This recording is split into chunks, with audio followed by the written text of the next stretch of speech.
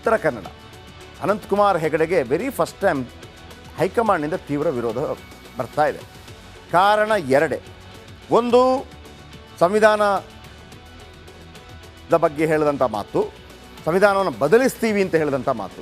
ಇದು ತುಂಬ ಚರ್ಚೆಗೆ ಗ್ರಾಸವಾಗಿರುವಂಥದ್ದು. ಬದಲಿಸೋದಾ ಅಥವಾ ತಿದ್ದುಪಡಿ ಮಾಡೋದಾ? ಆ ಹೇಳಿಕೆ ಒಂದು ಕ್ಲಿಯರ್ ಕಟ್ ಆಗಿದ್ದರೆ ಪ್ರಾಬ್ಲಮ್ ಆಗ್ತಾ ಇಲ್ಲ, ನಂಬರ್ 1.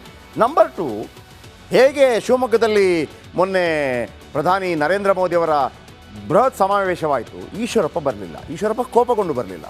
ಹಾಗಾಗಿ ಈಶ್ವರಪ್ಪನವರು ಸದ್ಯಕ್ಕೆ ನೀವು ನಿಲ್ಲಬೇಡಿ ಅಂತ ಹೇಳೋದು ಕಡಿಮೆ ಇದೆ. ಒಂದು ವೇಳೆ BJPಗೆ ಸೇರಿಸ್ಕೊಂಡ್ರೆ ಸ್ವಲ್ಪ ಸಾಫ್ಟ್ ಕಾರ್ನರ್ ಇದ್ದಾರೆ ಅಂತ ಅನಿಸುತ್ತೆ. ಈ ಅನಂತಕುಮಾರ್ ಅವರು ಬರಲೇ ಇಲ್ಲ ಮೋದಿಯವರ ಕಾರ್ಯಕ್ರಮಕ್ಕೆ. ನಿಮ್ಗೆ ಹೆಂಗಿರೋದು ಗೊತ್ತಾ, ಮೋದಿ ಅಂತ ಮೋದಿಯವರಿಗೆ ಅಥವಾ ಹೈಕಮಾಂಡ್ಗೆ ಈಗ ಏನು ನಮಗೆ ಒಂದು ಕೇರೆ ಮಾಡ್ತಾ ಇಲ್ಲ, ಇವಿಗೆ ಹಂಗೆ ಬಂದುಬಿಡುತ್ತೆ.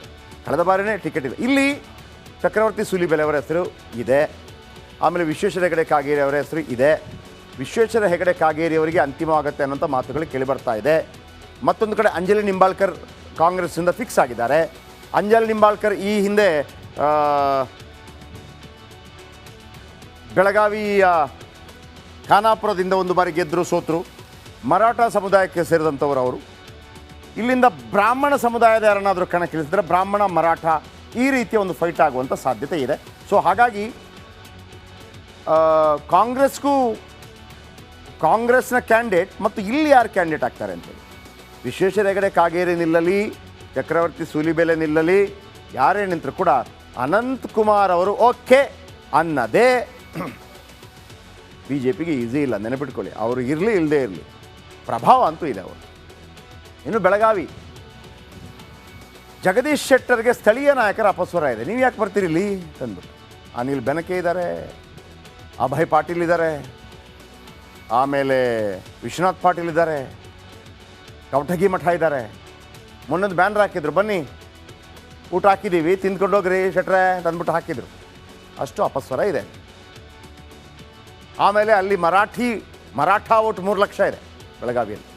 ಅದನ್ನು ಕೂಡ ಸಮಾಧಾನ ಪಡಿಸಬೇಕು. ಎಸ್, ಇವರು ಮತ್ತು ಅಂಗಡಿಯವರ ಫ್ಯಾಮಿಲಿ ಬೀಗರು ಮೊದಲು ಅಂಗಡಿಯವರ ಮಗಳಿಗೆ ಕೊಡಿಸಬೇಕು ಅಂತ ಇತ್ತಂತೆ, ಅಲ್ಲಿ ಮಂಗಳ ಅಂಗಡಿ ಹೇಳ್ತಾ ಇದ್ರು. ಹಾಗಾಗಿ ಅಲ್ಲಿ ಸ್ವಲ್ಪ ಕನ್ಫ್ಯೂಷನ್ ಇದೆ. ಇನ್ನು ಚಿಕ್ಕಬಳ್ಳಾಪುರ ಒಂದು ಕಡೆ ಡಾಕ್ಟರ್ ಕೆ ಸುಧಾಕರ್ ಬೇಕೇ ಬೇಕು ಅಂತ, ಇನ್ನೊಂದು ಕಡೆ ಅಲೋಕ್ ವಿಶ್ವನಾಥ್ ವಿಚಾರ ಬಂದಾಗ ಹೈಕಮಾಂಡ್ ಹೇಳ್ತಂತೆ ಅಪ್ಪ ಮಕ್ಕಳಿಗೆ ಪಾಲಿಟಿಕ್ಸ್ ಮಾಡೋಕ್ಕಾಗಲ್ಲಪ್ಪ, ನಿಮಗೂ ಕೊಟ್ಟಿದ್ದೀವಿ ಮತ್ತೊಬ್ಬರಿಗೆ ಕೊಡೋದು ಆಗಲ್ಲ. SR ವಿಶ್ವನಾಥ್ ಹೇಳಿದ್ರಂತೆ, ನಾನು ಹೇಳ್ತೀನಿ. ಅದೊಂದು ಕಗ್ಗಂಟಾಗಿ ಉಳಿದಿದೆ. ಸೊ ಹಾಗಾಗಿ ಚಿತ್ರದುರ್ಗ ನಾರಾಯಣಸ್ವಾಮಿ ಅವರು ಆಲ್ರೆಡಿ ನಿಲ್ಲೋದಿಲ್ಲ ಅಂತ ಹೇಳಿದ್ದಾರೆ. ಇದೀಗ ಚಂದ್ರಪ್ಪ ಅವರ ಪುತ್ರ ರಘುನಂದನ್ ಅವರು ಒಂದು ಯೂತ್ ಎಂಟ್ರಿ ಆಗಿದ್ದಾರೆ. ಸೊ ಹಾಗಾಗಿ ಅದರ ಬಗ್ಗೆ ಕೂಡ ಒಂದು ಕ್ಲಾರಿಟಿ ಸಿಗ್ತಾ ಇಲ್ಲ. ಮತ್ತೊಂದು ಕಡೆ ಚಿತ್ರದುರ್ಗದಿಂದ ಈ ವಿಜಯಪುರದಲ್ಲಿ ಭಾಳ ಆ್ಯಕ್ಟಿವ್ ಆಗಿದ್ರಲ್ಲ ಗೋವಿಂದ ಕಾರಜೋಳ, ಅವರನ್ನು ಕಣಕ್ಕಿಳಿಸಿದರೆ ಹೇಗೆ ಅನ್ನುವಂಥ ಒಂದು ಲೆಕ್ಕಾಚಾರಗಳು ಕೂಡ ಆಗ್ತಾ ಇದೆ ಅನ್ನುವಂಥ ಮಾಹಿತಿಗಳು ಬರ್ತಾ ಇದೆ. ಇನ್ನು ರಾಯಚೂರು ರಾಜಾ ಅಮರೇಶ್ವರ್ ನಾಯಕ್ ಮತ್ತು ಬಿ ವಿ ನಾಯಕ್ ಈ ಹಿಂದೆ ಕಾಂಗ್ರೆಸ್ಸಲ್ಲಿದ್ದರು, BJPಗೆ ಬಂದಿದ್ದಾರೆ. ಒಂದು ಸ್ಪರ್ಧೆಗಳಾಗ್ತಾ ಇದೆ. ಆಮೇಲೆ ST ಕ್ಷೇತ್ರ, ಅದು ಕ್ಯಾಂಡಿಡೇಟ್ ಚೇಂಜ್ ಮಾಡುವ ಅನ್ನೋಂಥ ಆಲೋಚನೆ ಕೂಡ ಇದೆ. ಆದರೆ ರಾಜಾ ಅಮರೇಶ್ವರ್ ನಾಯಕ್ ಕೂಡ ಬಿಗ್ ಹೋಲ್ಡ್ ಇಟ್ಕೊಂಡಿದ್ದಾರೆ. ಹಾಗಾಗಿ ಕಗ್ಗಂಟಾಗಿ ಉಳಿದಿದೆ.